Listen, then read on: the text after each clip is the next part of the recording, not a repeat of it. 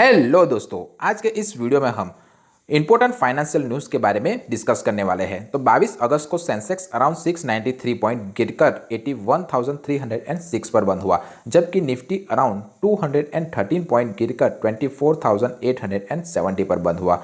यह गिरावट का जो मुख्य कारण है वो HDFC बैंक, रिलायंस इंडस्ट्री जैसे बड़े स्टॉकों में बिकवाले के कारण हुआ। विदेशी निवेशक, जिसे हम FIIs के नाम से भी जानते हैं, उन्होंने भी आज इंडियन बाजार से काफ़ी मात्रा में पैसा निकाला है। और जो अमेरिकी फेडरल रिजर्व के चेयरमैन हैं जेरोम पॉवेल, आज उनकी मीटिंग होने वाली है रात को। तो वो क्या डिस्कस करेंगे, उसकी इंस्टेबिलिटी के कारण भी आज इंडियन मार्केट में काफ़ी ज़्यादा इंस्टेबिलिटी देखने को मिल रही है। अब आपका इसके ऊपर क्या असर पड़ा होगा आज? तो आपकी SIP की वैल्यू में आज नेगेटिविटी देखने को मिली होगी। अगर दिखाई दी है तो आपकी इन्वेस्टमेंट पर आपको कितना नेगेटिविटी आपको शो कर रही है वो आप मुझे कमेंट करके बता सकते हैं। ये अगर नए इन्वेस्टर हो आप, तो ये एक इन्वेस्टमेंट करने का अच्छा मौका है, क्योंकि अच्छी कंपनियां आज सस्ते दामों पर मिल रही है।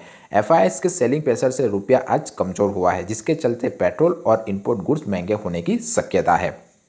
आज जो रुपया है वो अराउंड 27% गिरकर 87.52 के आसपास बंद हुआ, जबकि इसकी वजह से डॉलर आज मजबूत हुआ। इस वजह से डोमेस्टिक स्टॉक की कमजोरी और अमेरिकन डॉलर की मजबूरी देखने को मिली। आज जेरोम पॉवेल का भाषण भी है, तो लोग इस भाषण का बहुत ही बेसब्री से इंतजार कर रहे हैं। अब जो डॉलर कमज़ोर हुआ, इसका आम आदमी के ऊपर क्या असर पड़ेगा? तो जो पेट्रोल, डीजल और इम्पोर्टेंट इलेक्ट्रॉनिक चीज़ें हैं जैसे कि मोबाइल, लैपटॉप, वो महंगे हो गए। आज की तारीख में विदेश में पढ़ाई करना या ट्रिप कर जाना काफ़ी ज़्यादा महंगा हो सकता है, और एक्सपोर्ट करने वाली कंपनियों को फ़ायदा होगा, जिनसे नई जॉब बढ़ सकती है। ये एक अच्छी बात हुई है।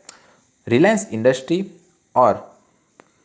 इंडस्ट्री ने अपनी जो पुणे की सतारा टोल रोड प्रोजेक्ट है उसको क्यूब हाईवे के साथ 2000 करोड़ की डील में बेच दिया है। इससे कंपनी को अराउंड 600 करोड़ का कैश इनफ्लो होगा, और रिलायंस इंडस्ट्री को ये जो पैसा मिला है 600 करोड़ के आसपास, वो जो अपना उधारी है उसे देने में यूज़ करेगी, ऐसा उनका कहना है। अब आम आदमी का इस डील के इम्पैक्ट क्या पड़ सकता है? तो इंफ्रास्ट्रक्चर प्रोजेक्ट बढ़ने से कंस्ट्रक्शन और रिलेटेड सेक्टर में जॉब बढ़ सकते हैं, टोल प्राइस कम होने की संभावना हो सकती है, और रिलायंस इंफ्रा के शेयर होल्डर को शॉर्ट टर्म में फ़ायदा दिखाई दे सकता है। अब भारत सरकार के 10 साल के जो गवर्नमेंट यील्ड है वो अराउंड 6.55% पर पहुंच गए हैं, जो मई 2020 के बाद सबसे तेज वीकली स्पाइक देखा गया है। ऐसा फिस्कल स्लिपिंग और हायर डेब्ट सप्लाई की कॉन्सर्न्स की वजह से हुआ है। अब आम आदमी का ऊपर इसका क्या असर पड़ेगा? तो जो होम लोन, कार लोन के इंटरेस्ट है वो बढ़ सकते हैं, FD के रेट भी इम्प्रूव हो सकते हैं, सीनियर सिटीजन को FD में ज़्यादा रिटर्न्स मिल सकते हैं, और जिन्होंने बॉन्ड में निवेश किया होगा उनके बॉन्ड के रिटर्न्स भी बढ़ सकते हैं। वोडाफोन और आइडिया के शेयर आज 8% ऊपर रहे, और मार्केट में ओनली बायर देखे गए। ऐसा कंपनी के फ्यूचर प्लान और पोटेंशियल इन्वेस्टमेंट की अटकलों की वजह से आज हुआ। तो आज वोडाफोन के आइडिया के जो शेयर है वो न्यूज़ बेस के कारण आज ऊपर देखने को मिले हैं। अगर आपने वोडाफोन आइडिया के शेयर होल्डर है तो शॉर्ट टर्म में प्रॉफिट बुकिंग का एक अच्छा मौका है। कंपनी स्टेबल हुई तो नेटवर्क क्वालिटी इंप्रूव होगी, और कस्टमर को भी बेहतर सर्विस मिलने की संभावना रहेगी। मेरी बात करें तो हमारे गांव में तो वोडाफोन आइडिया का जो नेटवर्क है वो बहुत ही बेकार आता है। टेलीकॉम सेक्टर में जो कंपटीशन बढ़ेगा, जिससे जो आप इंटरनेट प्लान जो बहुत महंगे दाम पर मिल रहे हैं वो चीप मिल सकते हैं आने वाले टाइम में। इंडियन ऑयल कॉरपोरेशन का जो शेयर प्राइस है वो आज अराउंड 140 के आसपास फेड रहा। इसका P 11.83 है, जबकि इंडस्ट्री का जो एवरेज P है वो अराउंड 20.02 के आसपास है, यानी कि कंपनी अभी अंडर वैल्यू है। और इस रेशियो के हिसाब से देखें तो इंडियन ऑयल के शेयर को आप खरीद सकते हो। अगर आप इस शेयर को खरीदना चाहते हो तो अपने फाइनेंशियल एडवाइजर की सलाह लेकर ही खरीदिएगा।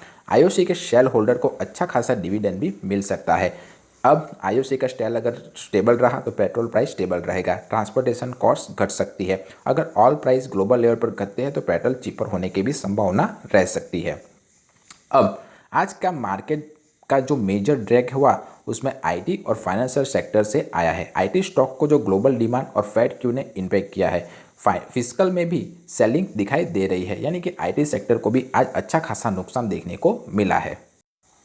अगली अगर इंपॉर्टेंट न्यूज़ देखें तो जो US रिजर्व के जो चेयरमैन है जेरोम पॉवेल, उसकी स्पीच का लोग बहुत ही बेसब्री से इंतजार कर रहे हैं। इसमें रेट कट हुआ या नहीं इसका पता चल जाएगा, और इस सर्टेनिटी के कारण ही आज इंडियन स्टॉक मार्केट में काफ़ी ज़्यादा गिरावट देखने को मिल रही है। अब आम आदमी का इसके ऊपर क्या असर पड़ेगा? तो US इंटरेस्ट रेट अगर गिरता है तो रुपया और इंडियन इक्विटी को सपोर्ट मिलेगा, लेकिन स्पीच तक सब वेट कर रहे हैं। इन शॉर्ट टर्म में अगर आपका इन्वेस्टमेंट में थोड़ा बहुत भी अगर उतार चढ़ाव हुआ है तो इस स्पीच को आप सुनिए, उसके बाद ही इन्वेस्टमेंट करने के बारे में सोचिएगा।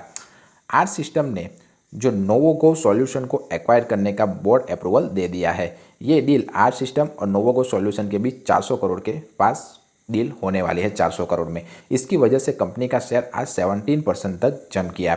अगर आप शॉर्ट टर्म में पैसा कमाना चाहते थे तो आज ये एक अच्छा मौका था। आर सॉल्यू सिस्टम और नोवोजिक के डील के कारण आज आपको अगर निवेश किया होता तो आपको 17% का प्रॉफिट सिर्फ एक ही दिन में दिखाई देने को मिल सकता था।